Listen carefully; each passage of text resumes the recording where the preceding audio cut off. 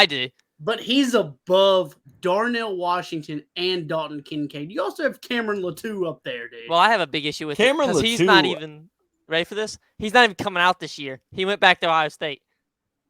Oh, that's right. He is. So you have a 2024 guy in your top 5.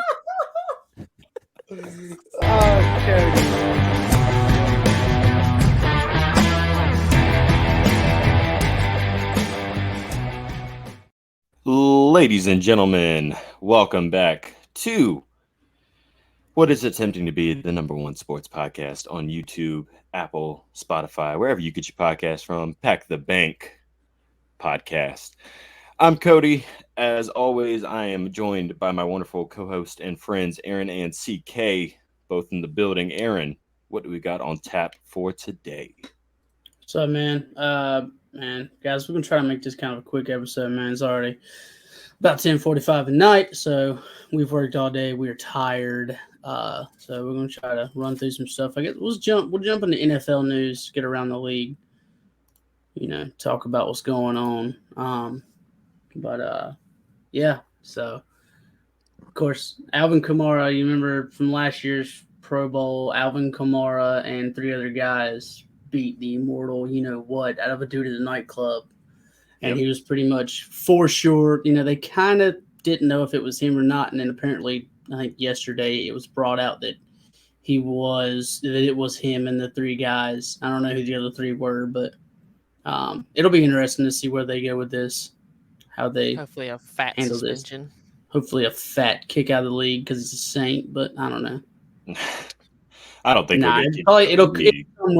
won't. If people's done worse and stayed in the league. He'll definitely catch a fat fine, probably big he might be suspended all next season. And then it was a pretty bad beating from the pictures and video I seen. It wasn't a normal fight. It was pretty bad. Yeah. But honestly, I would almost definitely count on him, if not the whole season, definitely probably half the season for a suspension. I mean, you got to look at people like Calvin Ridley got suspended just for betting on games. They did Calvin wrong. Well, I agree too, but at the same time, I mean, you got to weigh it'll be interesting to see what the NFL does when it comes to the Kamara situation, because like I did bring up Calvin, I mean, he was out an entire season just for sports gambling, and now you got this coming up, and it's like, in the Deshaun Watson case, I mean, he only missed a couple games. Well, technically he missed an entire season because he was suspended indefinitely, but then even when he was cleared of those, he still had to miss over half the season and then come back. So it's just, it'll be interesting to see how Roger Goodell handles this situation. Again, hopefully with a big suspension. I don't know. Nothing really much else to say. Screw the Saints. Next, man, I guess I could have left this one on the left in Panthers Corner, but oh well. Apparently the Panthers have the current favorites to land Derek Carr. I hope but not. Plus 140, I just don't. I don't want it to happen. I don't see it happening. There's nothing that could happen for me to be like, yeah, give me Derek Carr. True. Yeah, I mean, honestly, I don't see this happening. I don't understand how he's plus 140 either, because, he's actually he met with the Jets today, I think. I heard that went really well too. Yeah. So in how we talked about last week or the week before, how Frank Reich probably wants to go out and get his guy, and I'm sure that's what he and David Tepper talked about over on you guys' side of the grass. I mean, it seems to me like Frank Reich wants to get his guy through the draft and kind of develop organically, like inside of Carolina. And I think that's what makes the most sense here. So going out and getting yet another veteran quarterback in Carolina doesn't really make a whole lot of sense to me. So that. Oh, he froze. Yes, he did.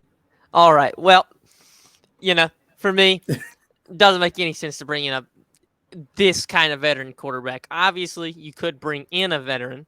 I would hope it'd be like a Jacoby Brissett, or maybe bringing back a Sam Darnold or something on very cheap deals and let them sit here for a year, and then bada bing, bada boom, you get there as a rookie. I'm back. There you All are. right. Okay. Yeah. Don't worry, I filled in the space. We don't know what happened. We were having some technical difficulties. If you're watching this on our YouTube channel, just kind of ignore that part. Hopefully we can get it. That was awesome. Cut out, maybe. Don't worry, I filled it up. Yeah, but and then we'll jump over to this. Per sources, apparently it's to Jonathan Jones' understanding that the Ravens did not fully integrate Lamar Jackson into the hiring process of the new offensive coordinator. And I mean, they could be kind of looking at this like, that's my thing. How are you looking at this? Because you can take it two different ways. Ooh, they didn't talk to him about it. He wasn't in it all the way. He's not gonna be there, or he was kind of like, just get somebody worth of crap or whatever. I mean, I don't think they really know what Lamar's future holds in Baltimore. They're gonna tag him, of course, but yeah, I mean that's the thought process. I'm sure otherwise they'll be able to get something done with Lamar. I actually want to. It's interesting that this says that Lamar Jackson's not. He was not integrated into the hiring process, because it's a very similar situation with what happened to Aaron Rodgers for a couple of years in Green Bay. He wasn't like integrated into any of the processes up until he decided that he wanted to be. So I think that, Jonathan Jones, him saying this is not really saying a whole lot. I think that it's him wanting to get a stir out of the fans, because now you get a lot of people like, oh man, that means that, Lamar's not happy with the organization.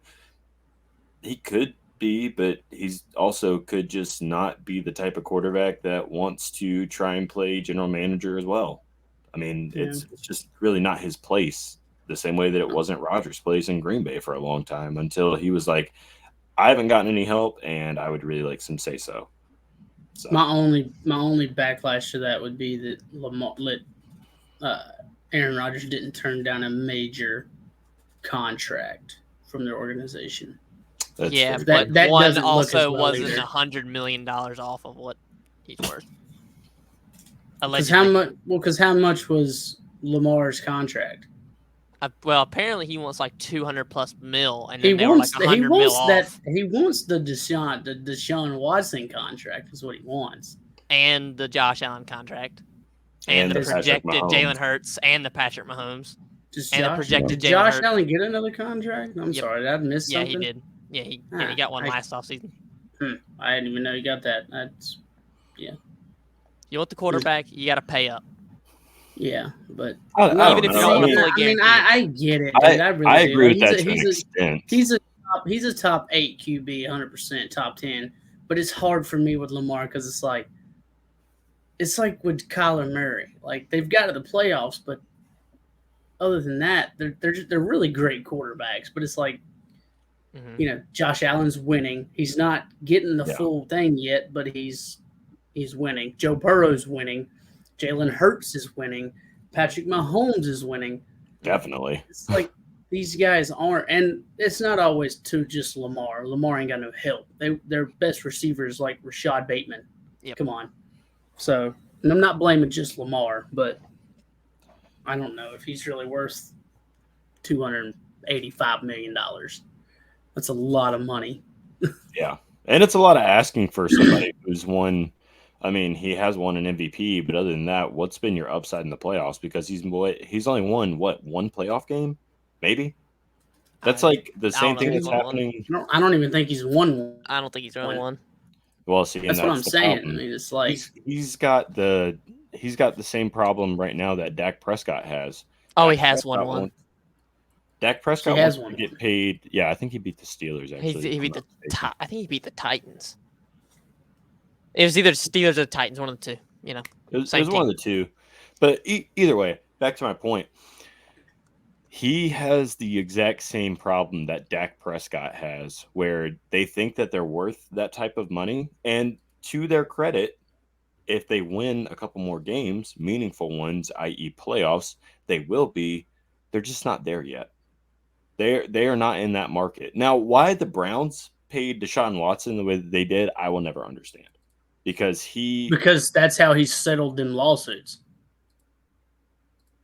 You think he got all that money because he's a great quarterback? He got all that money guaranteed because that's how he shut everybody up. Well, that's also how the Browns managed to get him. Because remember, the Browns got locked out, and the Panthers got locked out, and then they came in. Oh yeah, I mean they said it was down to Atlanta and what's her face. Cleveland? I don't know. I think it was down to whoever was going to pay him enough so he could have his own. He said it to the Panthers too. Yeah, and we said nah.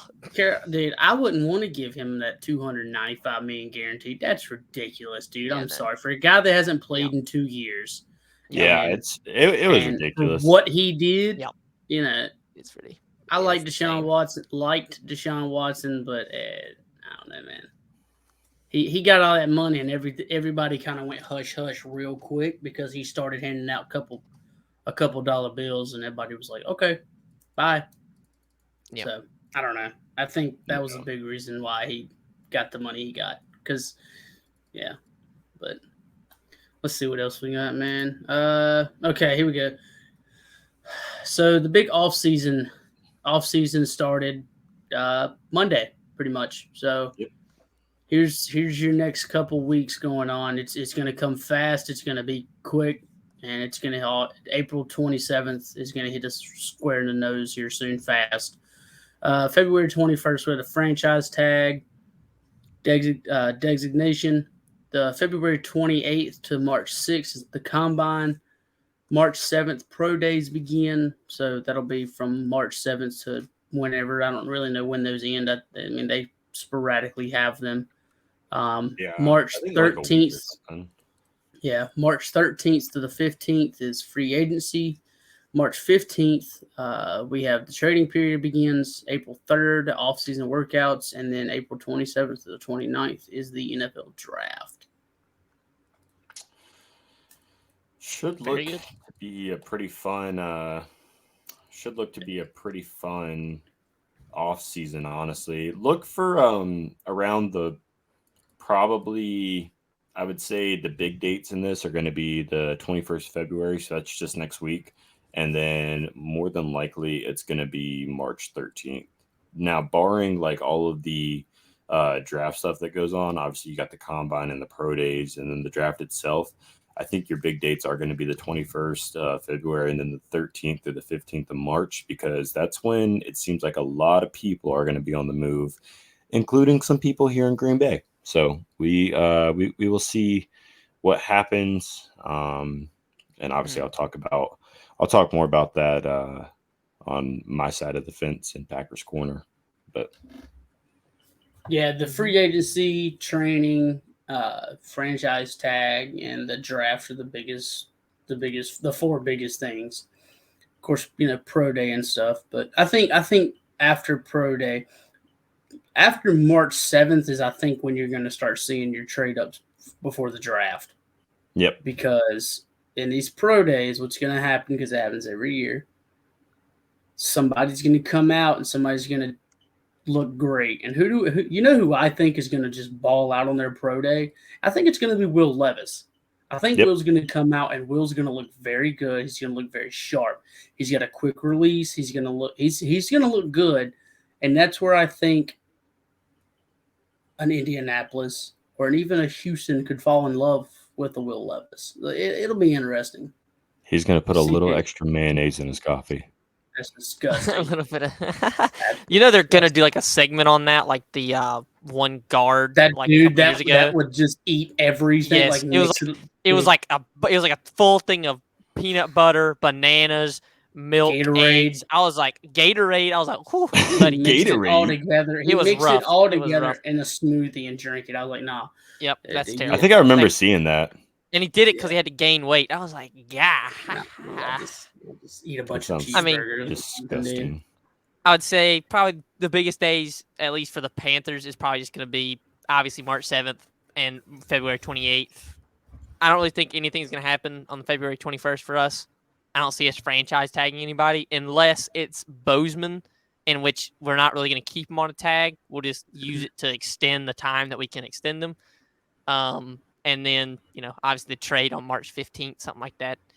We'll finally know, like, okay, are we going to move up or not? Because I doubt it'll happen draft day, like Aaron said. It'll be more like a month or something before the draft. Because these teams are going to fall in love by March 7th. Probably by March. When free agency begins, the big pro days of the QBs will happen already. And that's when people's like, that's when Indy's going to call and be like, hey, Chicago, look.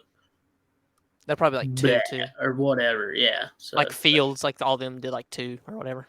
So, yeah. We'll see. I think it'll be interesting to watch Anthony Richardson's pro day. I'm actually really... If he runs, which who knows if he will, it'll be crazy.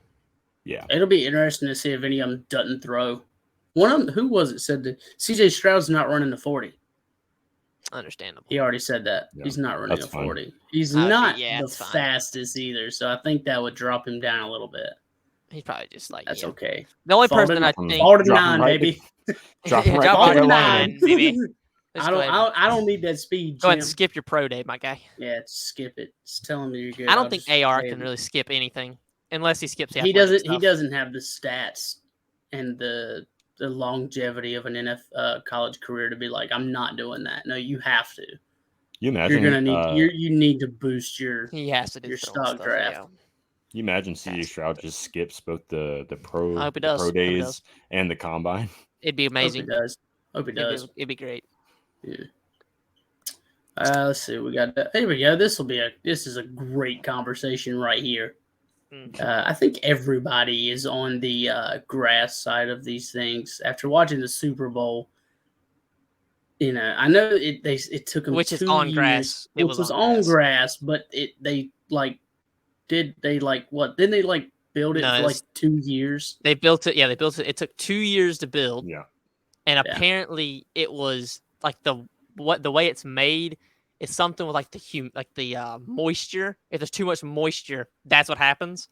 So if you noticed, it got worse after halftime because when they put all the stages on it, messed everything up. So it got 10 times worse after. Yeah, but it's like with I think grass is probably the best option to go with. And I mean just like normal grass. We don't need to where you build it for 2 years and bring it out because as you've seen after the Super Bowl. After the halftime performance, it was awful. But then when turf comes around, when Carolina played Detroit, and it was the coldest game in the Panthers' history, the players were walking around before the game, and they said that the turf already felt like concrete, and nobody wanted to play on it. And everybody knows that turf causes more injuries. It's a proven fact. So, I mean, I get it right because, with turf, it's like, it doesn't cost as much if something happens to it, but the upfront cost is going to be expensive. Yeah, go ahead. But to be honest, man, I think it's better to just not pay as much upfront and just pay higher for maintenance for real grass. If you're a good owner and understand football, I'd like to keep my players healthy, so I'd probably stick with grass, even if it costs me a little more. There's only like 2 teams I can think of where it makes sense to have like turf, and it's like Green Bay and New England, maybe Chicago, and that's just because of how cold it is. Yeah, if you're a dome, jokes on you, Colin. If you're a dome, real grass. I know. If you're a dome, why would you not have real grass? Good point. I mean, you control everything inside the dome. You can put it at the correct temperature. Why would you not? That's just stupid. And you said that with Green Bay and Chicago and New England because they're colder. But I just told you that with turf, it gets colder. So why would you want to get turf and it gets harder? Well, exactly. Well, I was going to say that because of yes, it will get colder and all that stuff. But also, if you're those teams, it also would cost a lot more to keep the grass alive because, again, it's cold. It dies when it's cold.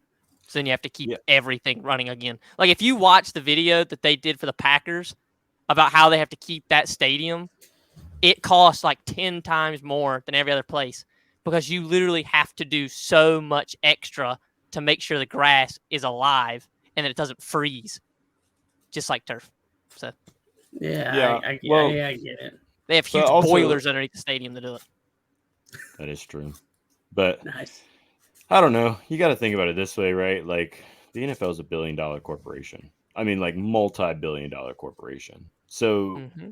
even if they are like just leaving it up to the teams, like there's still an option for them to help out and be like, all right, like we understand that the players, especially the NFLPA, like they do not like turf, and a lot of people have been very vocal about it. David Bakhtiari, especially after his ACL tear, and then him watching Rashawn Gary's ACL tear, and then who am I? OBJ in the Super Bowl. Yep. You know, I'm like that's 3 players that have played on turf fields and have all had non-contact injuries because Kyler of Murray. the turf. Kyler Murray. I mean, you look at the field conditions of grass and you're like, yeah, it's slick, but like it's safer and it's going to keep the players going, and they know that there's a lot less risk of those type of injuries happening if they're on artificial grass. Like if they're there. No, Colin, you don't like the term artificial for real grass, but like I like grass more. I'm just saying, like, yeah. Well, there are I'm some just saying, places. yeah. But Sadly, I'm just the saying, NFL doesn't care whether you guys have turf or grass because they're not going to chip in for crap. Yeah, but That's they what should. sucks. I wish. No, they I mean would. I agree with you, but it sucks. They're like, we don't care.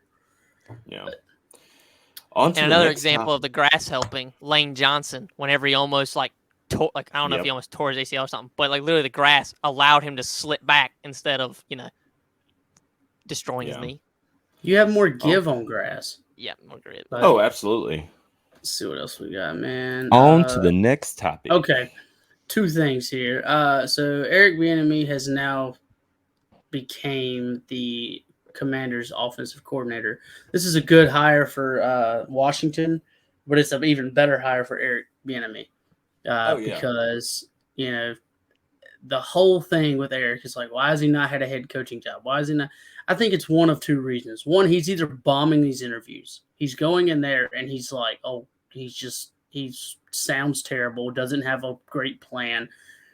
Or it doesn't help that Andy Reid's the play caller and he's just the OC, which that doesn't really mean much of anything because if you look at the last couple OCs before Eric that were under Andy Reid, they all became head coaches.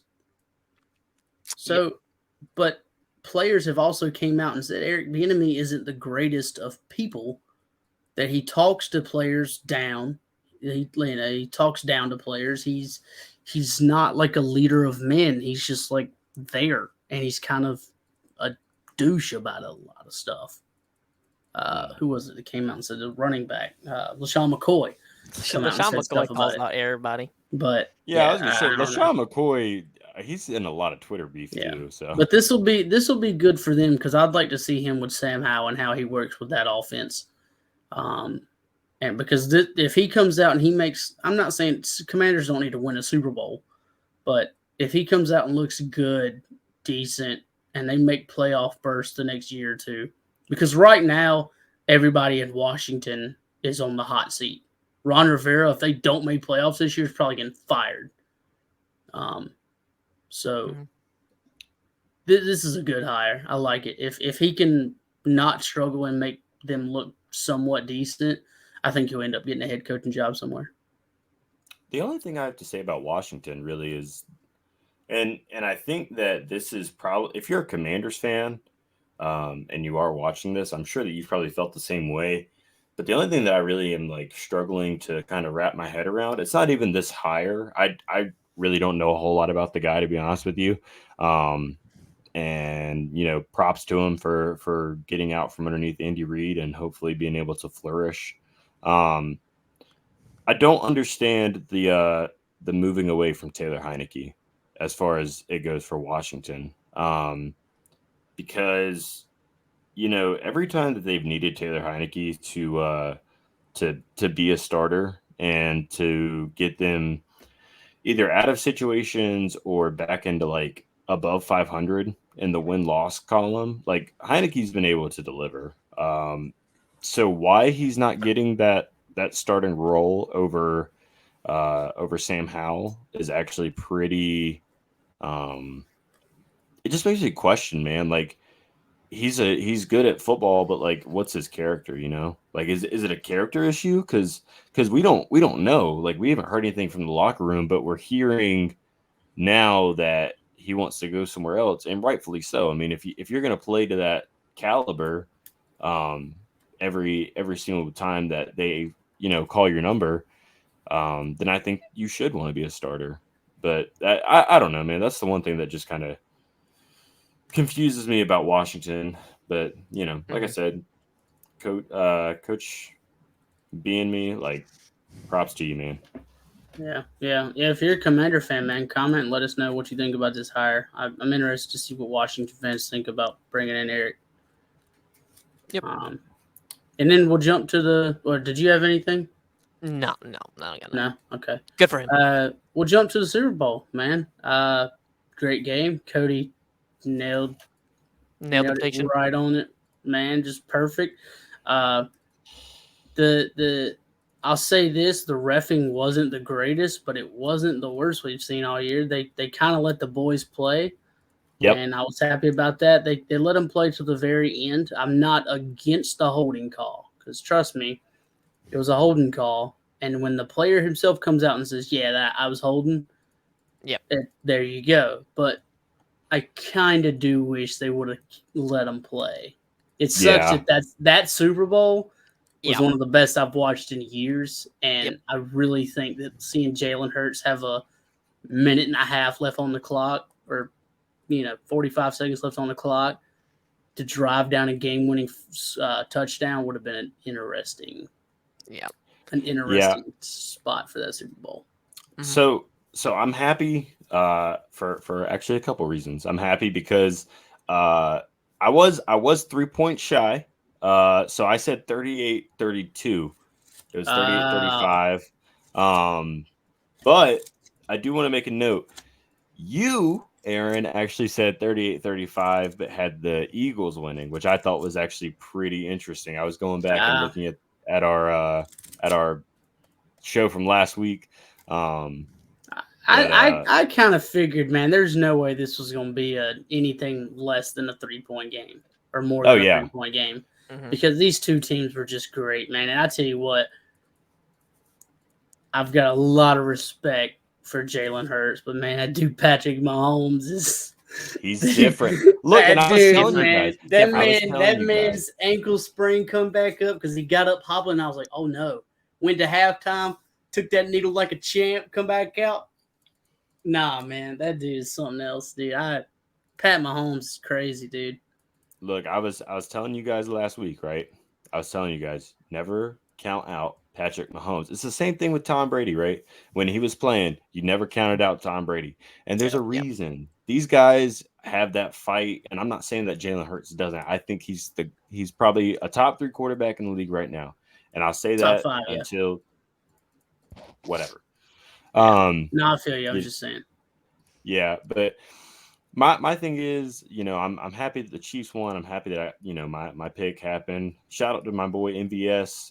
If you're watching this, as a Green Bay fan, I'm extremely proud that you got a ring underneath your belt. You absolutely deserve it. Even if you didn't really do a whole lot in the Super Bowl, you still got one, and that's props to you, man. Congratulations. But also, I'm probably going to catch a little bit of flack for this. I really don't like Eagles fans. So, honestly, you're not going to catch any flack other than Eagles fans. No one likes Eagles fans. Yeah. They're terrible people, dude. I'm sorry. Know, man. They're just the stuff they do to other teams when they come, their fans, is just wrong. Yeah. It's not right. I understand, like, you guys being underdogs and stuff when you won in 2017. Like, that's great, right? Like, they wasn't even underdogs this year, and they tried to force it like they were. The Chiefs were technically the underdogs. Yeah, but that's what I'm saying. Like, the Eagles have this, like, since even when we won the Super Bowl in 17, we're still underdogs. We still got that mentality, but you don't. Like you guys really don't. And I mean, I get, you guys want to be, Philly pride and all that other stuff. But burning your entire city, whether they win or they lose, is not the answer. And I don't know. I just feel like the Chiefs. I feel like they handled the game very well. I feel like they made the right adjustments, and I just feel like, truthfully, coming in, I feel the same way I did last week. I thought that they were the better team. Shout out to Pat Mahomes. He's certainly in the he's certainly in the all time greats. This talk is right now. where, okay, I'm glad you said that. This is going to be my next thing, because this has been a conversation ever since he's won. And we talked about this last week. Yeah, I know. Everybody's like, is he in the greatest of all time? I don't think so. Now, don't get me wrong. Hold on, don't get me wrong. He's going to be there, but I think that it's hard for greatest of all time, because when I think greatest of all time, I'm thinking of Montana, I'm thinking of Peyton Manning, I'm thinking of Tom Brady. Those are my three greatest of all time QBs. That's my top three. Okay. Not in that order, but whatever. But I think he's on that, and don't take this the wrong way, the Aaron Rodgers, the Drew Brees, the Eli. Well, I'd even say Eli Manning, because Eli Manning's got 2 Super Bowl rings. At the end of the day, he's still got 2 rings, and he beat Tom Brady twice in the Super Bowl. An undefeated Super Bowl New England Patriots, Tom Brady-led team at that, too. So I think he's in that range. It's not tier 1, but it's like that tier, like 1A, 1B. He's like that 1B, but he's like up against the bottom of 1A. He wins another Super Bowl. There's nothing else I can say. And what he's done in 5 years of being a starter, been in all AFC Championship games. They've all taken place in Arrowhead. What else? What else has he done? MVPs. 2 MVPs. 2 MVPs, 2 Super Bowl 2 MVPs. Super Bowl MVPs. Yep. All that stuff, it means something. It really does. So I'm actually glad that you brought that up, too, because I saw a thing earlier today that was comparing Mahomes and Brady in their first 5 years. Mahomes, statistically, other than the one extra Super Bowl, because Brady had 3 in his first 5 years, other than that, Mahomes is better than Brady in every other statistic. Like he's got 2 MVPs. Brady didn't have any by year 5. Brady's only got what, 3? Yeah. Brady's only got 3. Okay. Yeah, and then his touchdown to interception ratio is better. I think he had more Super Bowl MVPs than Tom at that. No. They both had 2. So they both had two Super Bowl MVPs, 2 Super Bowl rings. Pat's got 2 more MVPs than Tom had at the time, and then his QBR and then touchdown to interception ratio was better than Tom's. Yeah, and then I think he's got more AFC Championship games than Tom did at that time. That's crazy. But they've all been at Arrowhead. That's the craziest part. Oh, yeah. He's never had to play an away game in the playoffs. He's never played an away game in the playoffs, dude. That means something. Like, what a monster. And people can say that you know what they say when you talk about a player too much and you praise a player too much. So people can say that we're doing that about him. But it's not. It's when it's statistically, it's all accurate and it's all there. Yeah. You can't say that we're doing that to this player. I mean, he's the best player in the league right now. Yeah. By far. He's been the best player in the league since he won his first Super Bowl, in all honesty. I'd probably argue. At least the best quarterback. You got to give him his props, man. And this is the situation, or like the problem that I have every time that, we have who's in your top 10 quarter, and somebody's like, oh, Burrow or Hurts. And it's like, nah, dude, I'm a diehard Packers fan. And even when Rodgers was winning like his MVPs and stuff, I'm like, his back-to-back MVP seasons is nothing compared to Aaron. I'm still taking Mahomes over Rodgers back-to-back MVP seasons. And that's not even a dig at Rodgers, because Rodgers is a great QB. But that man ain't no Patrick Mahomes. That dude is something. He's a generational talent, and the Chiefs got so lucky, and they paired him with such great people like Travis Kelce, and then with Andy Reid. Jesus, chance, man. I swear. Imagine the potential And I'm wasted. telling you right now. I'm telling you right now. If somehow this team wins about 2 more Super Bowls, does Andy Reid have an argument for greatest head coach of all time? Argument, I think yeah.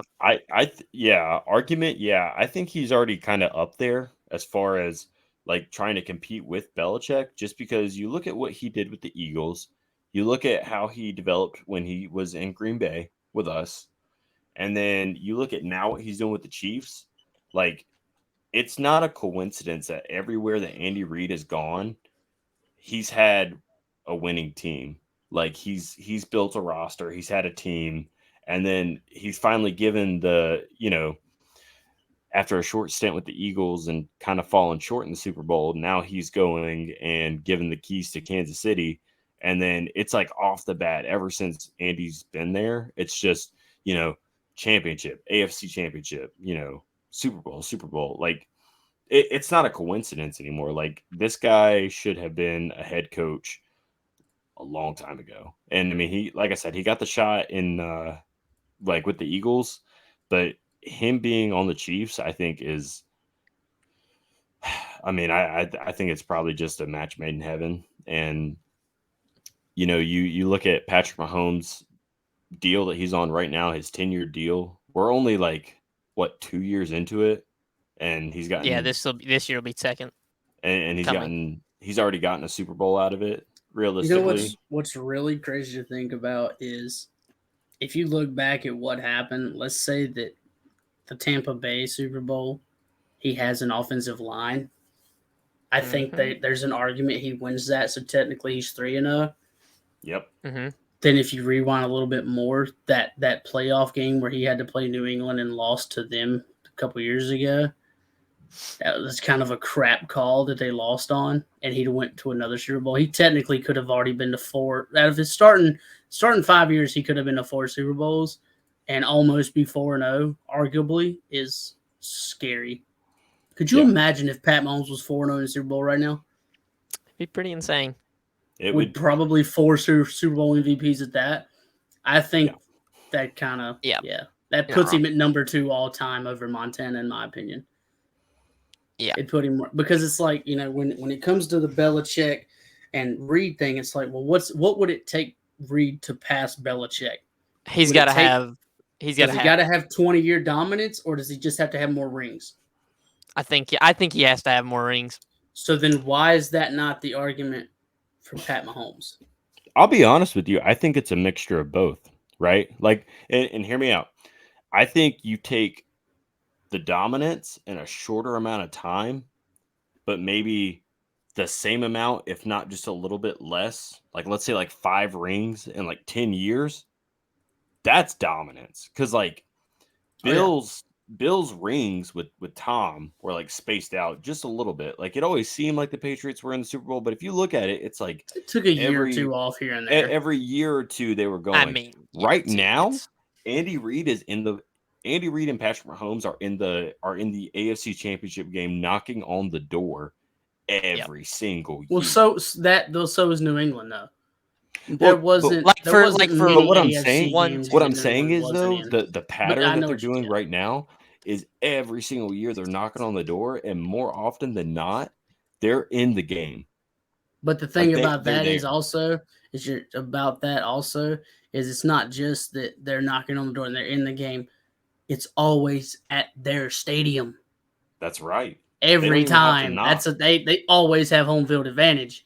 So that's another big thing that I think is interesting. The only reason I said the thing about Andy Reid having to have more championships is because, the Bills' dominance, they had 17 years straight where they won 10-plus games.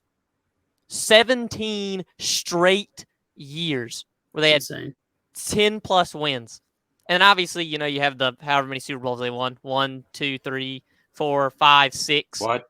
Plus another 3 AFC championships. What? So they made 9 Super Bowls. What? With that. That's why I say, like, Andy Reid at least I would say at least has to like tie him for me to call him the GOAT. But like, you've got to beat Bill out for me to call you the GOAT. because yes, he had 2 years, like he had 2 teams and he's built them both up and got them there. But I'd be like, it takes a different breed of human to have 17 years straight where you have 10 plus wins. And like Mike Tomlin's done it, but Mike Tomlin may have done it, but he's only made it to the Super Bowl 1 time. And yes, he won it. So but they've been dominant for 20 years. That's 20 years. Here's my rebuttal to that is the question was always, is it Brady or is it Belichick? And when they left and they split, Belichick didn't win the Super Bowl. Brady did. So was that more of Brady or was that more of Belichick? I think it was both of them combined, 100%. I think the first 3 Super Bowls were Bill and the last 3 were Tom. Because I think the first 3 Super Bowls, their defense is what really won it. Hey, Colin, I just want to let you know real quick. Yeah. Mike Tomlin has 2 Super Bowls. He has 2 Super Bowls? Yeah, so he beat he's won 2 Super Bowls. He beat the Arizona and then he beat who else did he beat? He had one. Hold on, I can tell you right now. Yeah. The Raiders. Oh my God. The John Gruden Raiders, right?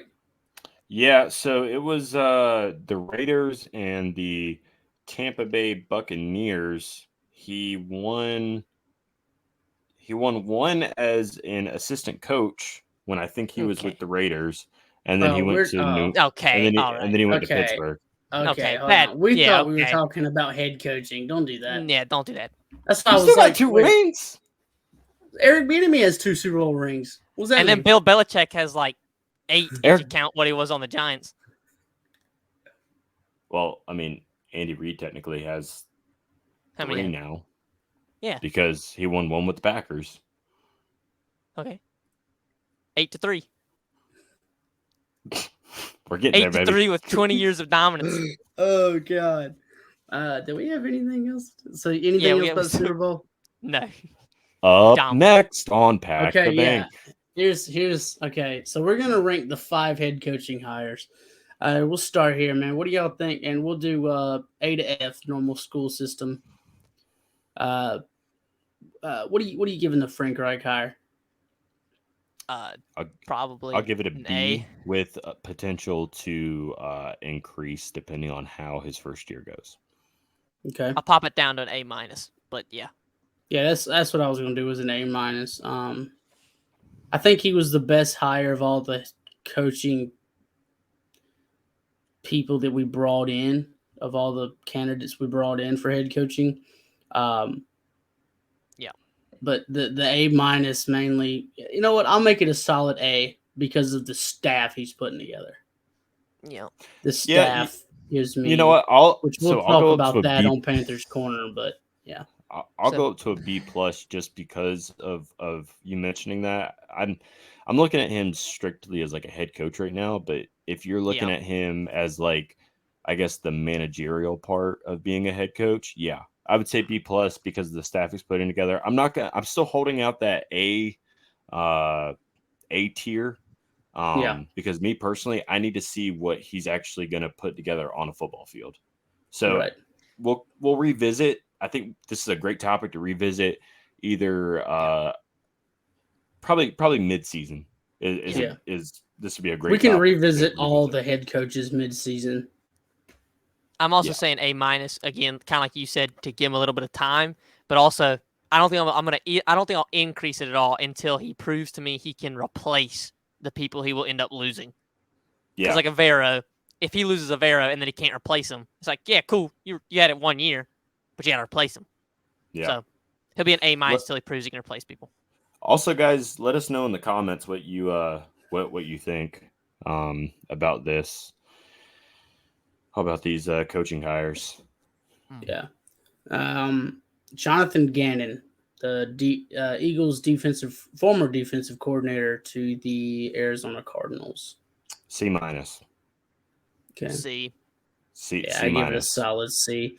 The only reason I'm giving it a C mainly is because, like, in the biggest game, he got so out-schemed, it wasn't funny. This defense, the Eagles' defense, was the best in the league. Well, I guess they were second. and they look 70 plus sacks. The D line was the greatest, blah, blah. Mm-hmm.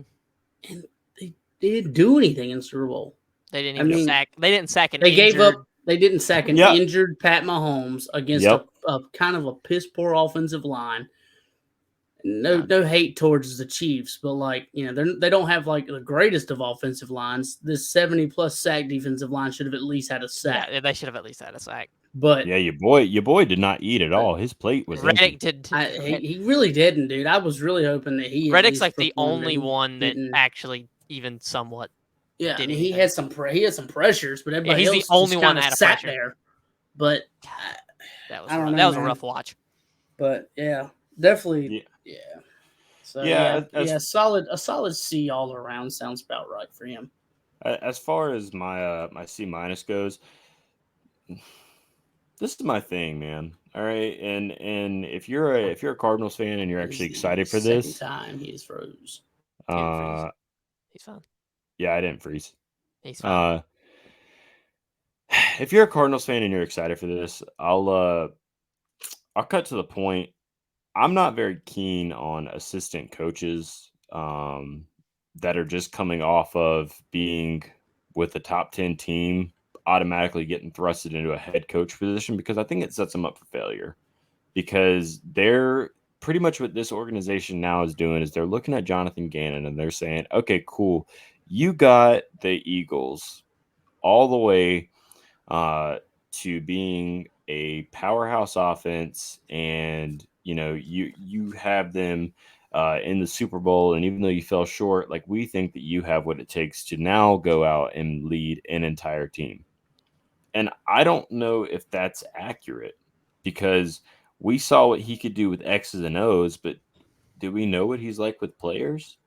I mean, do we know what he's like when it comes to fully developing his own offense? And maybe what was his input in Philadelphia as far as drafting goes? Do we even know that? There's just a bunch of questions that I have, and I don't know if I like it, but I'll give it a C- for right now, because similar to my Frank Reich pick, I like to leave room for improvement. And who knows? Maybe the Cardinals are a playoff team this year, and we just don't know it. And he's just got this amazing scheme that Kyler Murray is going to thrive off of. But as of right now, it's a C- for me. Mm-hmm. Okay. Let's see what we got next, man.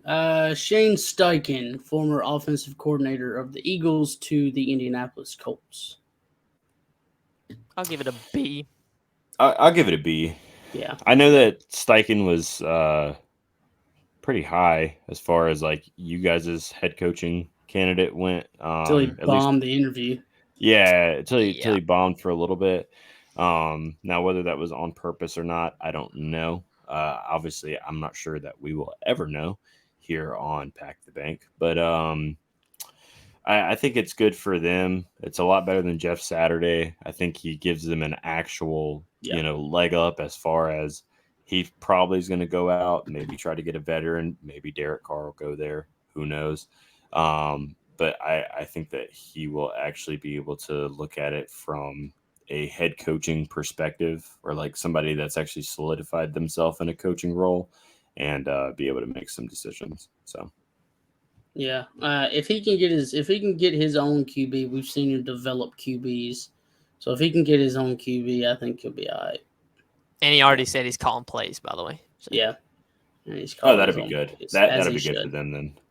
Yeah, and so yeah, I'm good with a solid B. Sounds good. D'Amico Ryans back, former 49ers defensive coordinator, now back home with the Houston Texans, where he formerly played when he was a player. Give this a B-. I like the fit. I'm a fan of D'Amico. I think he fits Houston well. He just needs to get his guy quarterback-wise and see what he can do. Yeah. I'm gonna give it a B, just the same as Shane Steichen. I just hope that maybe the Texans give their coach some time this time. Yeah, you're gonna look really bad if you fire him, your Wood. Yep, you're gonna look very bad. I'm also. I think the consensus here on the average. It's probably going to be a B, and I'm actually going to agree with that. And the reason is because I think that D'Amico, he knows the building, right? Like he's been a Houston Texan before. He knows what it probably means to be a Texan. And I think that he's going to be able to look and make a seamless transition as far as like being a player to being an actual coach goes.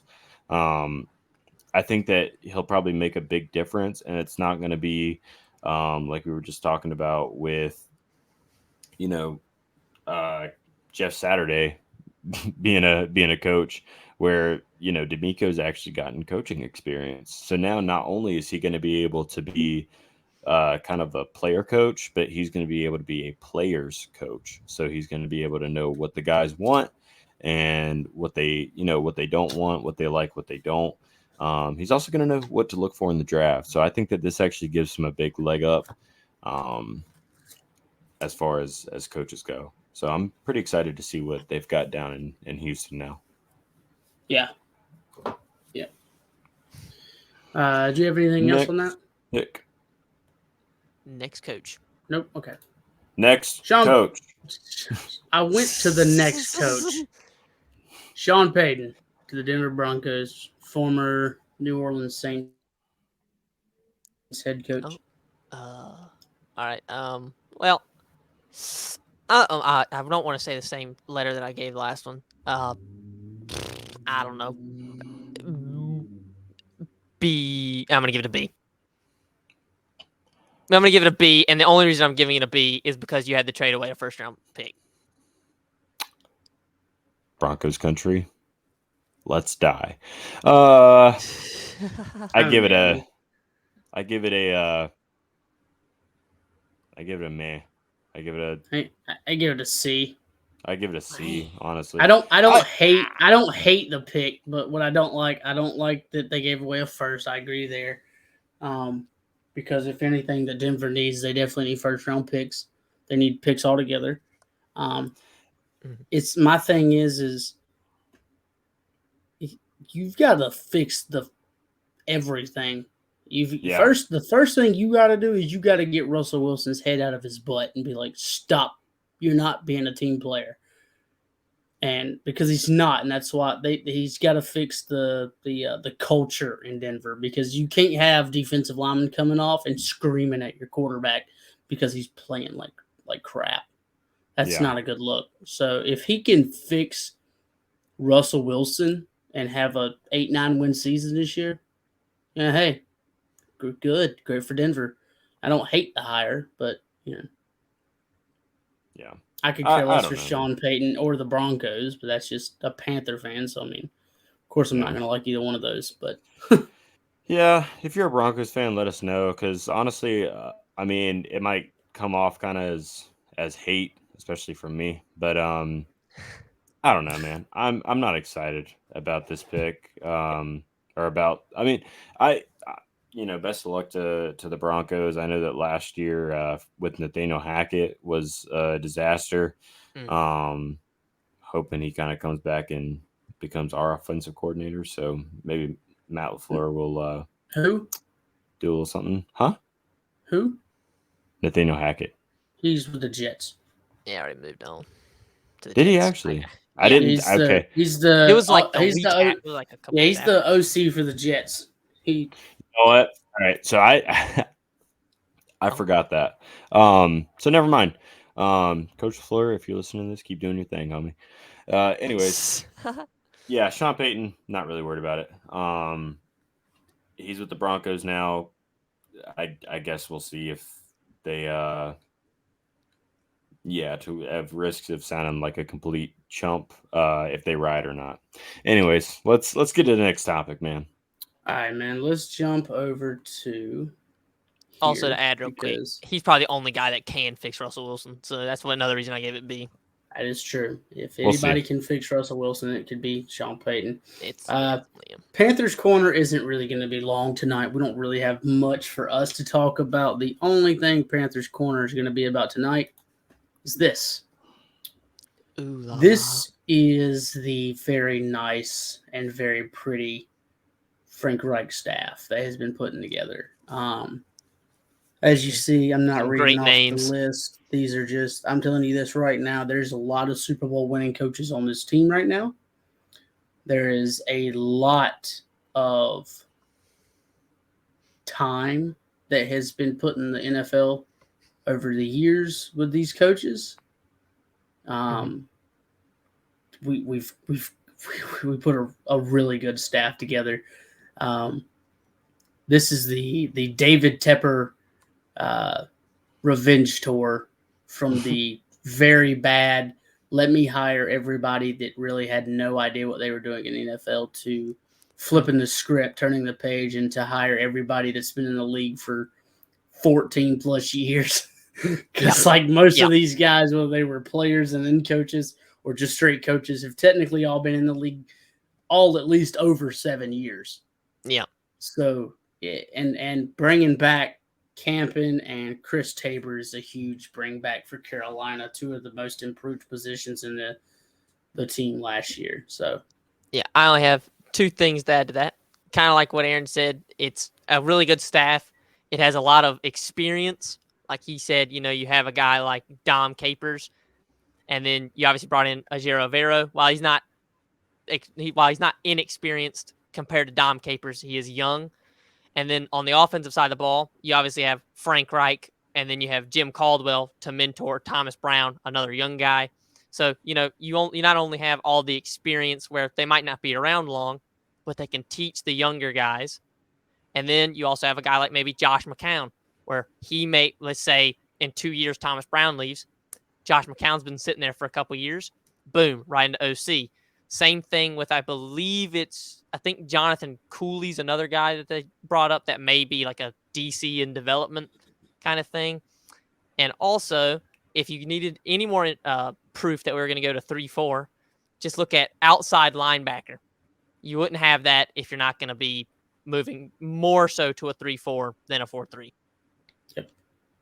I'm not going to try and say that name. My apologies. I know it's Tim, so it's like Tim, but he spells it Tem, and then it's like Lukaboo or some crap. Yeah, I'm not trying. But hey, shout out to you, my guy. Yeah, shout out to you in that awesome name. But yeah, I'm happy with the staff, man. This staff is the complete opposite of what was here last year, the last couple of years. So David Tepper really has changed his ways and was like, okay, I'm never doing that again. And I apologize, Panther fan base. How about this? So showed off his deep pockets. And behind this curtain. Yeah. And behind this pocket and deep in this pocket, here's all this money. And look what I can do with it. So, yeah, I'm happy with it. But you got anything else about Panthers Corner? Either one of y'all? Not me. Not my wheelhouse, bro. I'm about to say you probably have no idea who any of these people are, and that's okay. I know who Dom Capers is. I know who Dom Capers is. Who's Dom Capers? Shout out. Dom Capers, shout out, was the man who brought a title back to Titletown. Oh, that's not what I thought you were going with that. Okay. He's also the first ever Panthers head coach of the Panthers. We got the first head coach of the Panthers and the first QB. What you know about that life? Well, actually, Curly Lambeau was the first quarterback and coach of the Green Bay Packers back when they were the Acme Packers in 1921. Shout out. Way before my great-grandparents were thought about. Yeah. Packers are a little bit old. Yeah. Right. Shout out to Grandma. Let's go to boom. Let's jump into Packers Corner, man. You've got a little bit to talk about tonight. I do. Ladies and gentlemen, welcome to Packers Corner here on Pack the Bank. So we got a couple things to talk about today. We'll start off. I don't know if we have the slide for it, for the Aaron Jones thing. I'll talk. I sent it to you. Did you not? You didn't get it? I don't think I put it in. I can add it real quick or doing that. Okay, cool. I'll go ahead and talk about it while he's adding it. But in case you guys didn't notice, all the Packers fans that watched the podcast did not know. I'm sure you do. If you are actually involved in the social media world and what we're doing in the off season, we signed Aaron Jones back to the Packers didn't necessarily sign him, but we did restructure his contract. He agreed to a It's restructure that will $11 million salary, yes, 8.52 million signing bonus. Just so yep. help you out there. So Jones is at least back until the end of the 2024 season, which guarantees him for another 2 seasons in the green and gold, and that is essential actually because he is arguably our best weapon on offense right now, and we need him, and we're glad that he is continuing to carry the G in Green Bay. I love Aaron Jones. I've loved him ever since we got him out of UTEP in 2018. He's been a stud for us, and I really couldn't ask for a better 5th-round pick to be up there. He's in my all-time favorite Packers as far as running backs go. Right up there beside my man Amon Green, who I love. He's my favorite Packer of all time.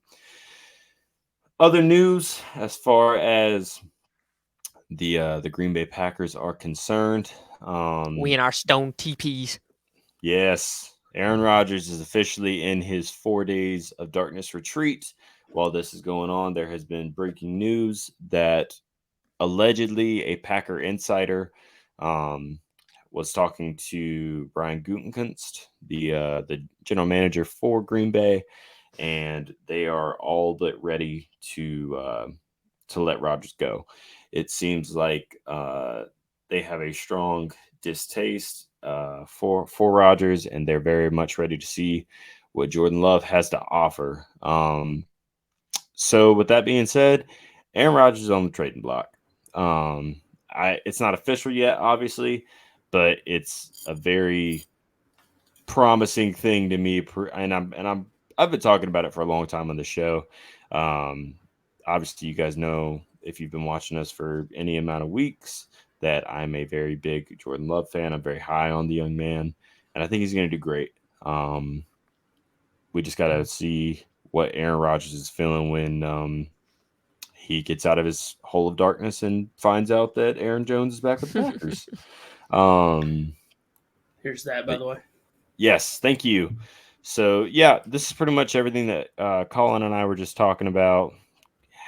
We reached an agreement on an $11 million salary for the 23 season. That includes an $8.52 million signing bonus.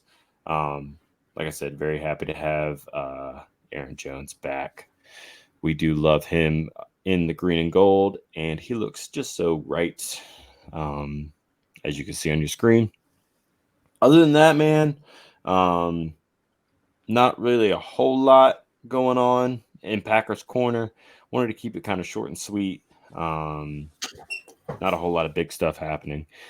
But, yeah, that's Panthers Corner. So come back next week for hopefully some more news. You guys got anything? Nope.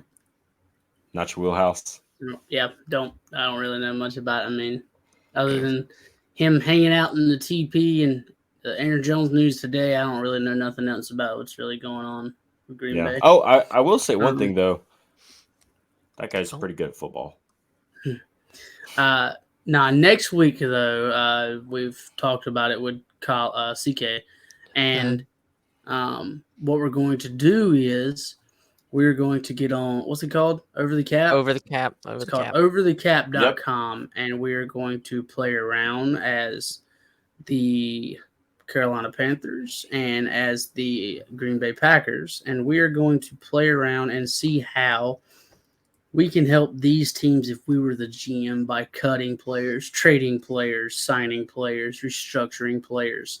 So we will have a nice little fun with that, and we'll have CK run that because he knows how to use that more than any of us. Cut everybody and start over. Cut everybody and trade for Zach Wilson. Interesting fact about the Saints. If the Saints were to cut literally every human on their roster, they would still be a negative cap. I've seen that. That is amazing. I love it. That's absurd to think about, though. I mean, like, that is insane. That is scary. That is terrible. Yeah, and they're gonna get out of it easily too. Oh yeah, they're gonna do what they have to do every single year. They're gonna move it all to the next year, and then they're gonna move that all to the next year, and then You can only kick that's- that can down the road for so long. Yeah. well, I hope Let me it all tell you. blows up soon. Oh, it's going to. Let's talk about let's get into these rookies, man. We didn't get those wide receivers last week, so let's knock out these wide receivers right now. They're not in really any particular order, but I guess if you wanted to, these are going to be my top 5 rookies in the class. I mean, there's a couple other guys in there that's not listed. Honorable mention is Jalen Hyatt. He's really good out of Tennessee, great guy. But starting off at number 5, Zay Flowers, man. He's 5'9", 182 pounds. You can see what his 2022 seasons were. My pro comparison for him was actually Tyler Lockett. Kind of more of a smaller wide receiver 2 type guy. He's not too big, but at 5'9", I could also see him in a slot. So I mean, I don't know. I think the Tyler Lockett comparison is pretty nice though. Yeah, I would agree. Because he puts up pretty decent numbers. I mean, 12 tutties for a 5'9", 182 guy. Because technically he'd be a little fella. Oh, he lit us up this year. Is nice. So I like Zay Flowers. I expect him to be kind of a day 2 pick, definitely. I'll go here. I'm not going to read all these pros and cons in his backstory. It's very cringy, apparently. So you guys can pause the video and read my pros and cons here. So next up, number 4, we got Josh Downs. Okay, stop touching stuff. Oh, sorry. I was trying Thank to you. excuse myself. I gotta go real quick. Go where? Oh, I gotta pee. I'll be right back. Okay, you didn't. You could just. Okay, you just dude, just come went. on, man. Take your headphones off. Just mute yourself. These guys. Let's get right into it. I'll mute him. Number 4 is Josh Downs. You can see everything there too. He's kind of a smaller guy. That's why my pro comparison here was also Rondale Moore. I think he honestly could probably be a little bit better than Rondale Moore. I would agree with that. But I think Josh Downs has the potential to be kind of with Zay Flowers, another good slot guy. Arguably could be a good wide receiver too. Yeah. This is a guy that I could see going somewhere like Arizona or like a Chicago. Even I think you could even argue the Steelers. I think the Steelers would be interesting. Him and George Pickens. Yeah. So yeah, that's that for you. Got anything on Josh Downs? I'll go to the next slide while you do it. Not really. You're a NC State fan, so you know all about Josh Downs. Yeah. I mean, he's a dog. Didn't do much against us this year, but he's a dog. So, he's good. You just got to make sure. I do think he needs to be I think he has the potential to be that wide receiver 1, but I think you'd have to have a very, very good wide receiver 2 next to him to be able to do that, because that's what kind of happened at UNC. They lost their wide receiver 2, and then everybody could double him, which is what happened at Georgia Tech and NC State and Clemson. He just got doubled, and as good as he is, if somebody doubles you, it's very, very hard to actually be able to do anything. So he just needs to be on one-on-one coverage, and he can burn anybody. Unless you have your X Factor on. It's hard for me, man, because to be a wide receiver, I really feel like nowadays to be a wide receiver 1, you have to be at least 6'2", 6'3", and up. Because you're gonna want your big guy to be your wide receiver 1, because you're gonna want him to be able to do the contested catches. You're gonna want him to be able to. He could get he's got more of a jump than most people, and he's probably gonna be a lot stronger than. And I'm not hating on Zay Flowers and Josh Downs. I mean, we've seen little guys, Steve Smith, come out and dominate the league. It's rare. It's rare, but it can happen.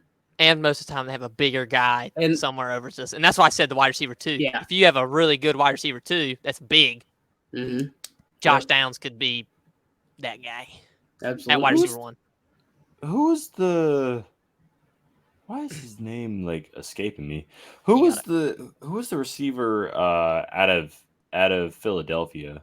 The small guy for a long time.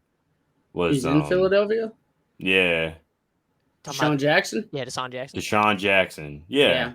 Yeah. Yeah, He was I really mean, good. You have he's really good. anything, Cody, on Josh Downs, UNC guy? Not really. No. No? Okay. I mean, so I can see why he's like in your top 5. I think he's really he is a really he's great with his straight line speed, like you were saying.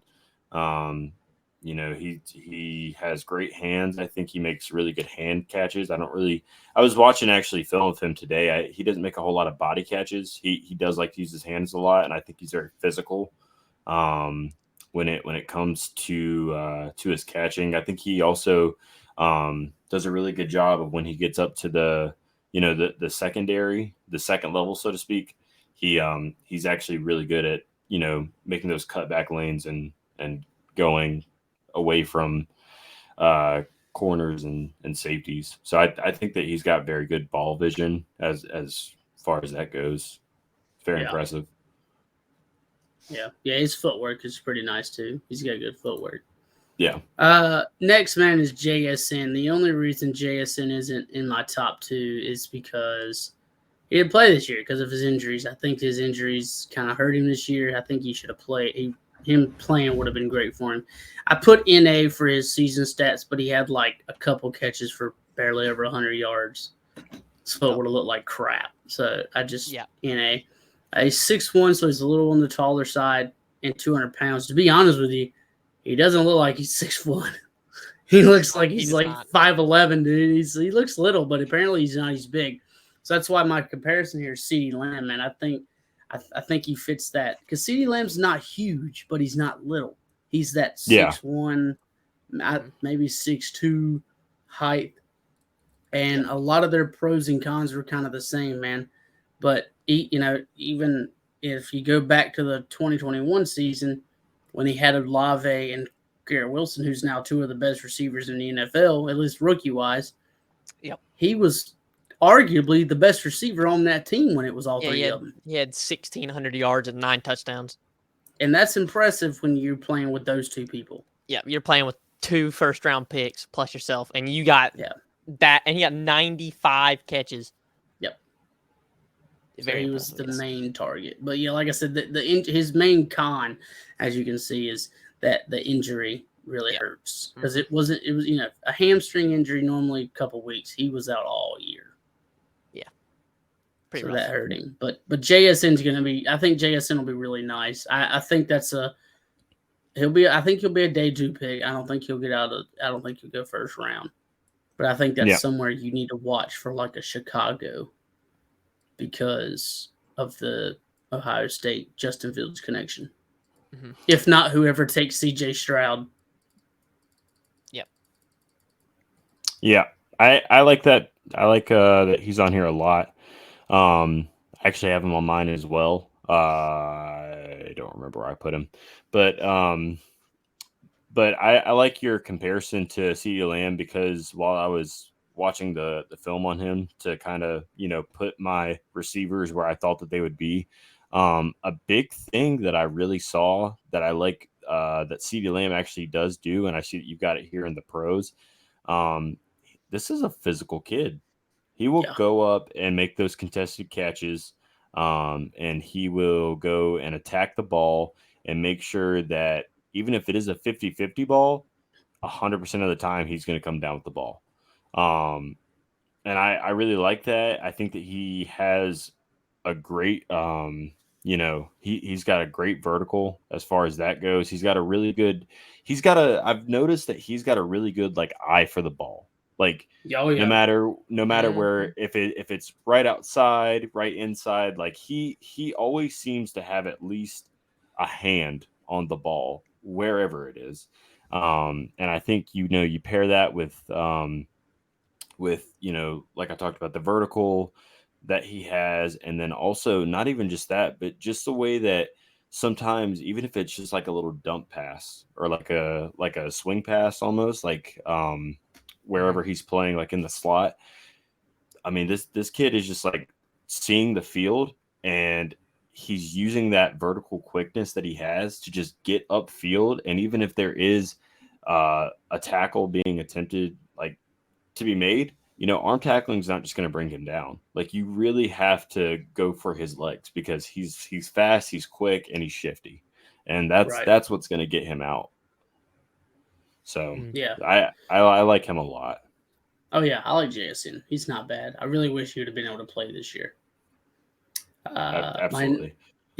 My number 2 ranking wide receiver is Jordan Addison. 6 foot. For some odd reason, I thought Jordan Addison by his pictures was like 6'3". These guys are not. He plays like big. These guys are not as big as what I would think they are. They look so much bigger than what they really are, in my opinion. It's the cleats, man. I guess it is, man. It's got them 6-inch cleat screw-ins. Jordan's nice, man. And as you see, he gets stats and stuff. My pro comparison for him was Devontae Smith. He's dude's crazy athletic, man. He's just so was Devontae. That's a big reason why I gave it to him. They're so athletic, it's not even funny. They're both good at locating the ball and tracking down the deep passes. But my biggest thing is with Jordan Addison that I don't like is his drops. He has a decent amount of drops. Yeah. So that's something that can be fixed. But another thing is, man, he's I'm kind of feeding off of what's in the cons too. Is his press? He hasn't really played against a lot of press man coverage, which you're probably going to see a decent amount in the NFL. So that'll be interesting to see how he comes up on that.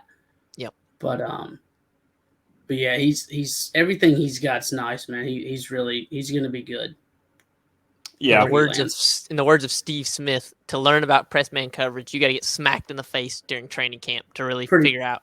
Because he was like, whenever he played in the Pac-12, Steve Smith never dealt with it, and then he went to the Senior Bowl or whatever version of that they had whenever he was around, and he was like, he got jammed at the line by all these corners, and he didn't do anything until like the 3rd day, and then he started burning them because he's that guy. But yeah, I like Jordan Addison a lot. Yeah. Former Biletnikoff winner for Pitt, which is a big thing because that means you're the best receiver in college football.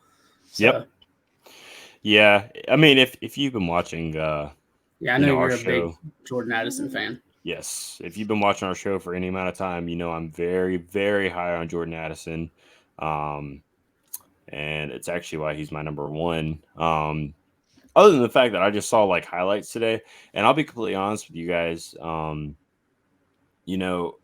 a long time I thought that Quentin Johnston was going to be that number 1, and he actually might be yours.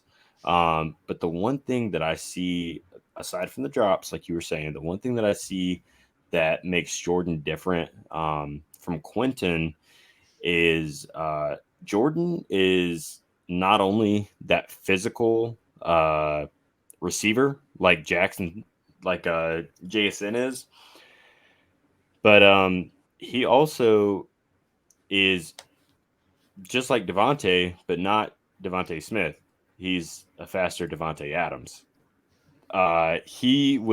His routes are probably some of the most well ran that I saw. And I was just watching film on these guys today. I mean, the way that he comes out of his break and instantly has already ran the route, and the corner or safety is now struggling to keep up with him because of the way that he just has breakneck speed, but also just the way that he makes his cuts in the route.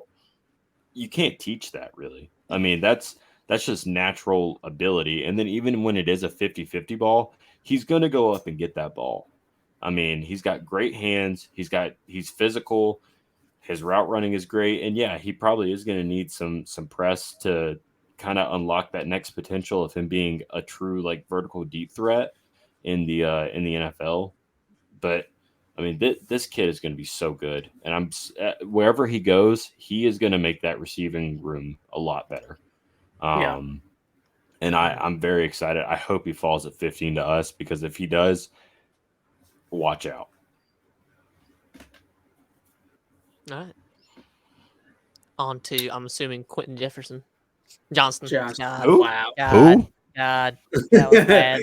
That was Quentin bad. Jefferson. It I'm sounds just like so, a I'm just so president used name. I'm just so Quentin used to saying Jefferson. Justin Jefferson. Yeah. Oh well.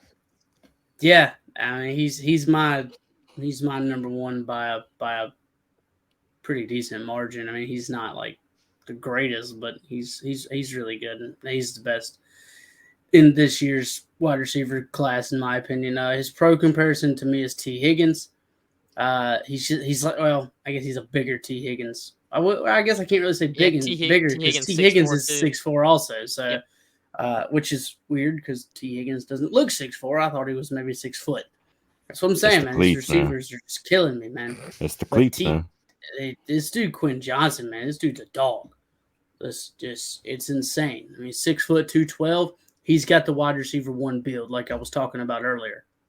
Mhm. Here's his pros and cons. He's athletic. His run after catch ability is insane. Dude's got some breakneck speed. I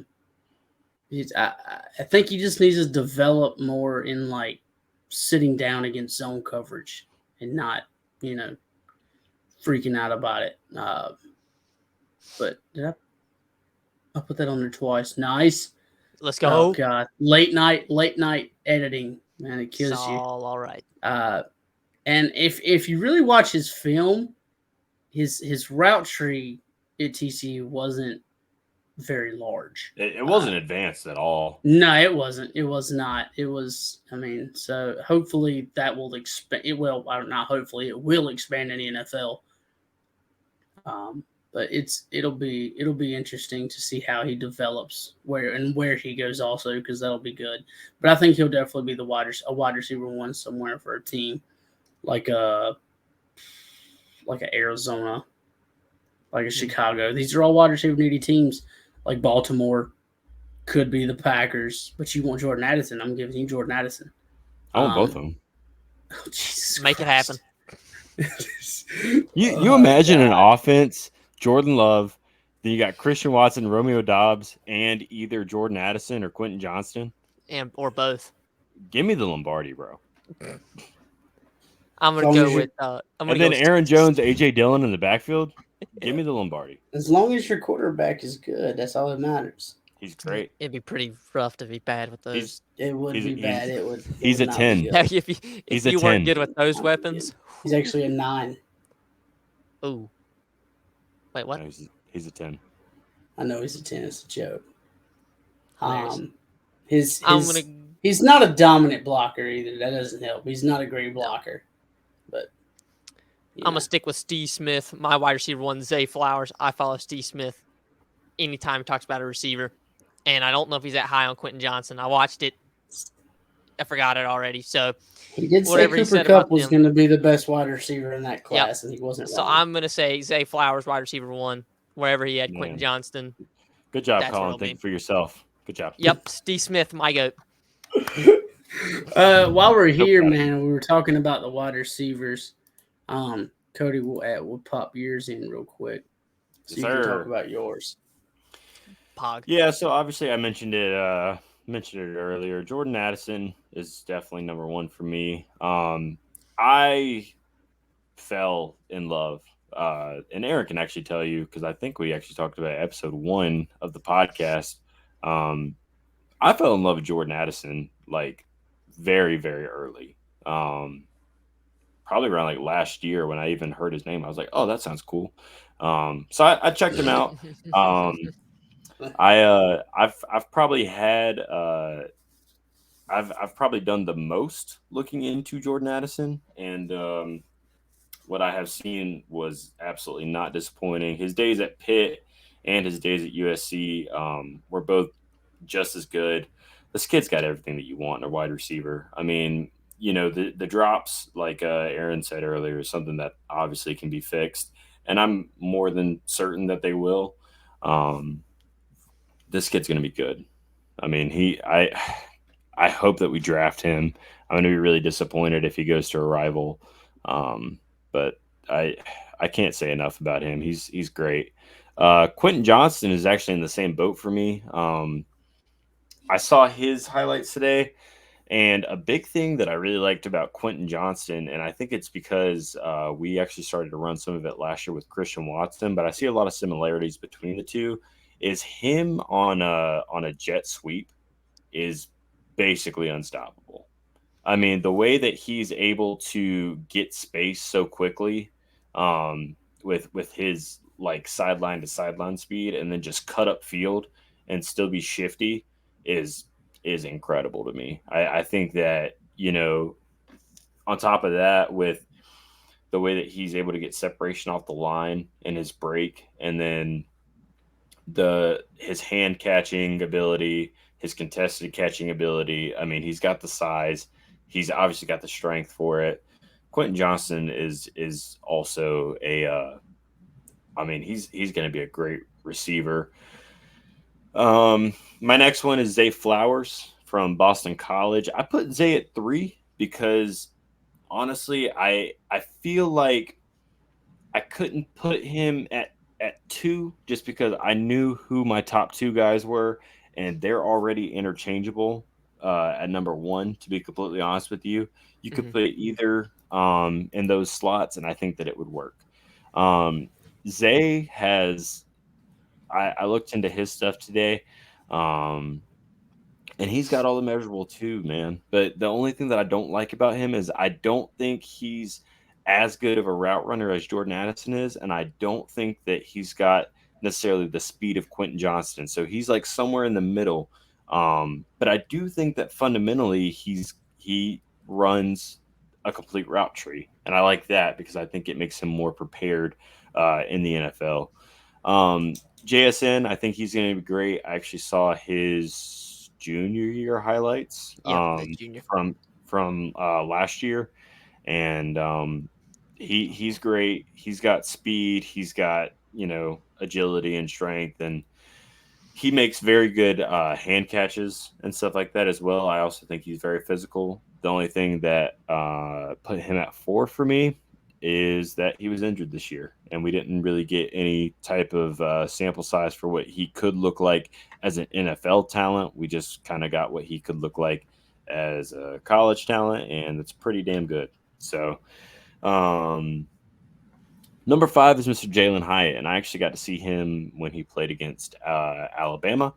When Tennessee played Alabama, I actually also watched some of his highlights today just to kind of review what I had seen. And Jalen Hyatt is also probably your shiftiest receiver in the draft. The way that he makes his cuts and stuff, especially in the open field, and is able to kind of make he's kind of got that playmaking ability where he's able to kind of get the QB out of trouble a little bit and then still go up and get you about 5 to 7 yards.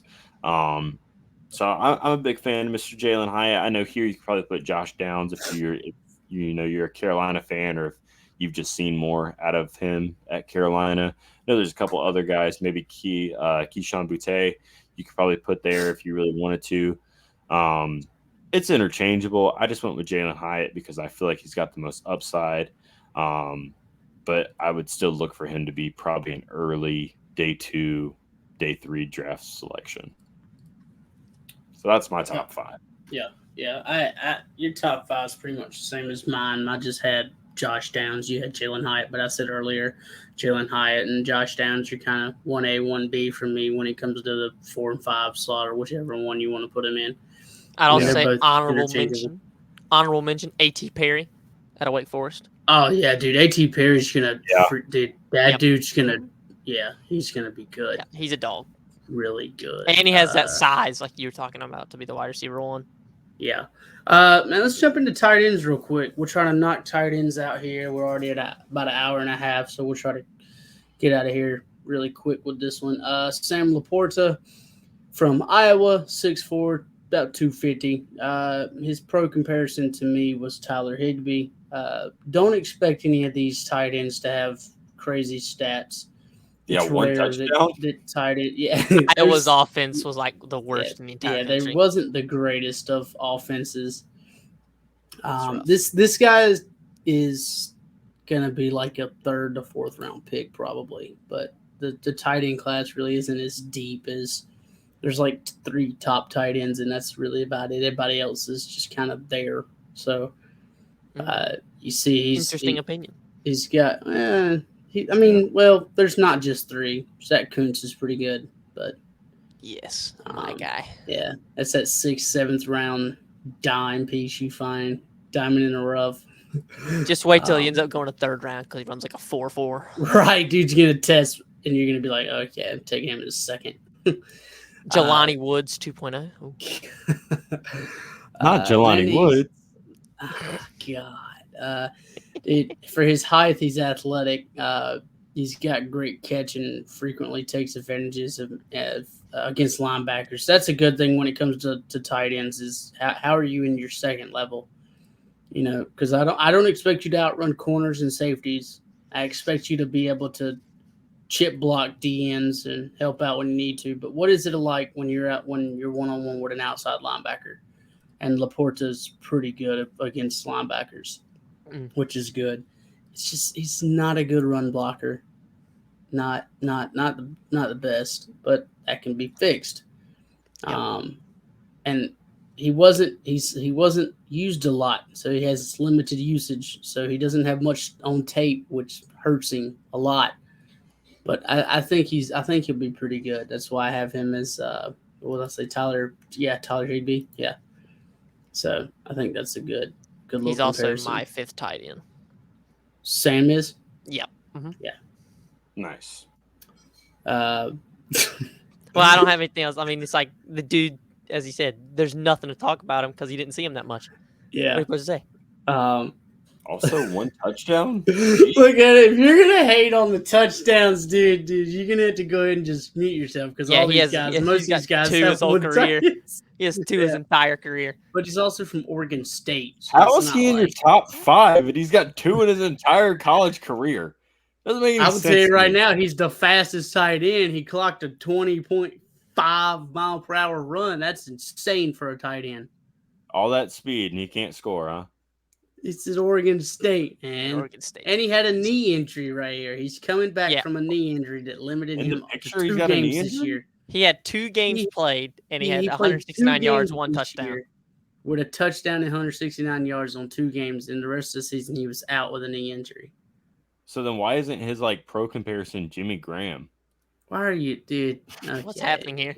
Why are you hating on Luke Musgrave? What does this man do to you? He is a mismatch. He's a mismatch nightmare. He's disgraced your top 5. That's what he's done to me. No. You're not gonna say CK. Don't say nothing because when it comes to yours, buddy. Oh no, we're going in on you, buddy. I seen yours. Yeah, we are. Oh yeah, but I hope the comments say something about it too, because I'm willing. Good. I hope you do. I want you to prove me wrong. This dude's 6'6", 255. That's a big tight end. All of my guys are gonna go before Luke Musgrave. So that's cap. I'd put $5 on that, buddy. This dude might be the fastest tight end in the rookie class right now. Tight ends at 20 miles per hour. That's insane. Speed works real well, right? Can't teach speed. Can't teach speed. Yeah. Okay, John Ross. Can't teach speed. Okay, Tyreek Hill. Ooh. Okay. So Tyreek Hill is good, but what about John Ross? Okay. John Ross sucks. What am I supposed to say? Exactly. You're talking about he's the fastest tight end in the draft class. Speed means a lot. For a tight end, speed is awesome, honestly. I'd love to have a speedy tight end. I didn't realize that tight ends also need to be able to block. My bad. Well, yeah, they do. He's not the worst blocker. Well, this is amazing. He's not the best. He's better than Cade Stover. Fact. I don't know if that's true. I mean, it's definitely true, dude. When he's not injured and he gets to play, man. I mean, as you can see, the pros here. I mean, he's smooth and balanced. He's got crisp cuts, and he's very difficult to cover, which I guess doesn't mean anything. He's also very valuable as a catch and run threat. You imagine we end up drafting him, and I'm just sitting here on draft day. Like, I hope that the pick that you get for trading Aaron Rodgers and this is who you draft. This is who I hope you draft. Like no. you What are a Green Bay Packer. what are you a 15th? You're 15, right? The Packers. Yeah. You don't Yeah. deserve. You I don't hope deserve Michael Musgrave. Mayer. I hope Michael Mayer is on. Yeah. I hope Michael Mayer's on the board, and you take Luke Musgrave at 15. I don't think we'll take a tight end in the first round. I'll be honest. Just you wait, buddy. If y'all draft, I'm gonna tell you right now, if y'all draft Luke Musgrave and this man comes out and in 2 or 3 years he's a top 5 tight end, you owe me $100. I'll have a jersey, bro. Yeah. I'll pull up to the function with a Musgrave's jersey. Then we will rewind to this episode Homie, at an I feel hour and 30 minutes, and you are going to apologize to me on stream for the way you Dude, the comments talked are gonna about go this crazy. The comments are gonna go crazy when they say Cade Stover, and he's not on a. I haven't found him on a single draft board yet. Look, man, here's my third guy. All right, so Darnell, 2 I also have touchdowns. Darnell Washington. Yeah, I mean, Love me some Darnell. the 2 guys ahead of him, it's hard because they've put out the best tape. Yeah. Darnell hasn't had great tape because he hasn't really put out much. I mean, but the reason he's my third tight end is because he's 6'7", 270. Yep. That's a huge, I gives him a huge advantage. But my comparison to him was Mercedes Lewis. I'm listening. He's got elite catch radius, and as a pass blocker, he's outstanding. And a run blocker. And as a blocker overall, he's an outstanding blocker. Man. He's huge, and he's also got great hands, but he's very good at contested catches, which you need as a tight end. I mean, And he can hurdle people. And he's 6'7" and can hurdle people at 270 pounds. Of course, he's not going to have no top speed. Don't expect him to run a 20 miles per hour, but that doesn't matter. Speed's not everything. But he was never really involved in the offense. I mean, what's it say right here? Was only targeted 45 times in 3 years of play. He was also behind like the best tight end in the entire country. I guess that's true, but dude, I'd have played him in a 2 tight end set or something. They did 6'7", but still okay. So they did. Yeah, but he still didn't get no targets. It kind of sucks because I'd love to see him put more tape. If he'd had a little bit more tape, man. Yep. If Brock Bowers didn't exist, God. Darnell Washington would have balled out. But Brock Bowers is him. So Brock Bowers is that guy. And then they also had Eric Gilbert, who really wasn't awful, but then he transferred out. He went to Nebraska. Nebraska. Okay. Yeah, it sucks for him. Hashtag OOU.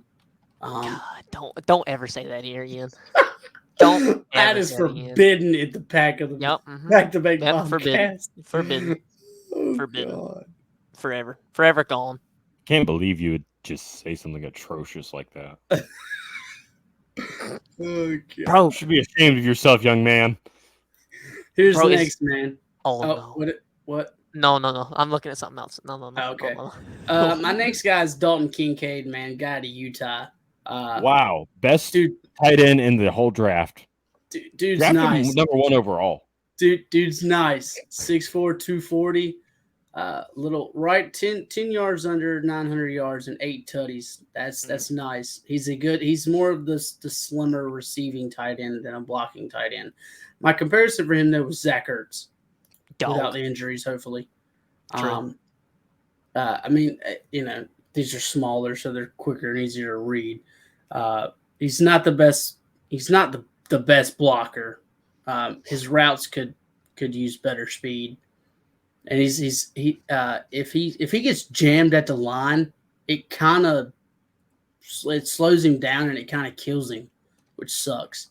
Because but you know what I was thinking about just now. No telling. So it's a lot of things, man. A lot of things going on in his head. No, but on a serious note, you have Zach Ertz as his pro comparison. Yeah. You know who else he could also compare to? Weirdly enough, Kyle Rudolph. Ooh, I like that. Yeah, I like Kyle Rudolph too. It's not bad. Like I didn't even think about Kyle Rudolph. yeah, like as you're going through it and like your pros and cons, like I'm thinking about it and like he really stacks up pretty well with Kyle Rudolph, but like not like the bad parts of him, like Yeah, all the pros. Like I'm seeing a Mhm. lot of Kyle Rudolph. Kyle Rudolph with the Vikings used to be nice. Yeah, that's what I'm That saying. dude's Like nice. Kyle Rudolph was like different. Like he was a Yeah. problem. Oh yeah, he's one of the reasons the Saints got kicked out of the playoffs that one year. Woo, Dog. dog. But Shout out. yeah, shout out, no free shout out, Kyle Rudolph. Now for the consensus number one. Yeah, the number Subscribe, one. I mean, subscribe. there's absolutely no argument here from anybody of any of us. Is Michael Mayer 6'4", 265. Mm-hmm. I get Number Mark one tight Andrews end off the board. vibes, and that's a heck of a comparison. I'll tell you that it is Mark Andrews, but his pros and cons are kind of the reason why. Because you got to think his blocking technique isn't always the cleanest, but you can fix that type of stuff. Yeah, but he's big enough to do it. Which is weird because at the same time he technically was the best blocking tight end in this class. I don't know. I just see so much Mark Andrews in him. It's not even funny. He's not the most athletic, but he's not like a tree either. He can move. The dude's got the size. Yep. So he's gonna bully people. He's violent with his hands. So them stiff arms are gonna be nasty. But he's really good at setting up DBs too. Like it's insane what he can do to a DB as a tight end because you don't really ever see tight ends take on DBs very well. It's rare. Yeah. But he's a good route runner too. Great route runner. And he's very good at getting separation, which always helps. It's going to be a big mismatch for whoever gets him. Absolutely. Oh, absolutely. Yeah. So, right, but that's where Minnesota. That's where honestly, what if he makes it to 31 somehow and the Chiefs get him? He's to not be there. That far. Maybe not. Two tight end set, Michael do it. Mayer, Travis Kelce. Oh God. Potentially. Just give him the next ring. Yep. Cody, you want to jump to Hold on. your, Now before we go to Cody's, I do want to bring up an interesting fact. Okay. Is Cade Stover on your top 5, Cody? I think okay, hold on. Before you like roast me, right? And I just need to make this publicly known. Yeah, he is. Yep. Mm-hmm. Yeah, I here we don't go. watch college football. Here, look, understand. I don't No, hold watch on. college No. Understand this. I don't mind him being in your top 5. Oh, I do. But he's above Darnell Washington and Dalton Kincaid. You also have Cameron Latou up there, dude. Well, I have a big issue with Cameron because he's not Latou- even ready for this. He's not even coming out this year. He went back to Ohio State. Oh, that's right, he is. So you have a 2024 guy in your top 5. Oh, Cody, man, jeez. You gotta start watching more college football, man. It's so entertaining to watch. Seriously. I'm sure it is. Look, then I will give my my draft analysis on I guess 4 guys. We'll come back and Cage Stover next year. Oh yeah. Yeah. Uh-huh. So look, that's running the risk of looking like a complete buffoon. Oh man, we all The other 4 are coming out. Yeah. you're So chilling. Michael Mayer obviously is number 1 for pretty much the entire reason that that Aaron just said. And obviously it's just for fun. I don't know anything about any of these guys, but yeah, Michael Mayer, he's a big physical tight end. I mean, his run blocking could use some work, but he'll get you. He's great in the red zone. I'll go to number 4, Darnell Washington, just because I'm trying to avoid Cameron Latou for as long as I can. But yeah, for Darnell Washington, I see a great vertical threat. I think he makes a lot of really good possession catches. I think he also is very good at chipping off of his blocker and actually getting downfield, or giving running backs and stuff, a great hole to go through whenever they go to his side of the field. I think he also is great in protection. Dalton Kincaid, I watched his stuff today. I think that he is probably the most receiver-like of the tight ends. Yeah. I like that he can stretch the field. I think that he actually can win the foot race when it comes to matching up against a DB. And I actually see him in a big Travis Kelce type role as far as wherever he gets utilized, if they utilize him correctly, because he is certainly a receiving tight end. He is not a blocking tight end. And then Cameron Latou went to Alabama. So there you go. That's the reason. That's it. Okay. He went to Alabama. It's just the A, buddy. Oh God. Okay. Wow, that was. If I was rethinking it, I think that I would probably have Zach Kuntz in there. Yep. I think that he'd probably be a little bit better. And probably just to appease Colin. Yeah, he's a beast. He's a beast. But feel free to absolutely roast me in the comments. I really rough. don't mind it. Plus, it means that you're watching the video to this far, and hopefully, after we get done messing around with it, it will not be an hour and 30 minutes. But we will see what we can do about that. That's gonna be a great clip. That's gonna be fantastic. That's the show right there, buddy. We got we got anything else for the show? Or are we gonna get out of here, boys? Nothing really. Just next week, like I said, man. Next week we'll come up. We'll do some offensive line rankings, and we'll do the over the cap, and then we might do maybe Panthers and Packers corner if anything happens. If not, we might skip it, and then we'll definitely talk about what happens around the league and a mock draft. And a mock draft. And a mock Next draft. week is mock draft, boys. So we've got a full one going. So that's right. All right. Like I said, y'all like, subscribe, make sure you hit the bell so you're notified every time, Pack the Bank drops on the YouTube. And you can listen to us on your favorite streaming services for all your podcast listeners. We thank y'all for taking time and listening to us losers talk about football. Every week, baby. Well, Right. That's all from us, ladies and gentlemen. As always, peace.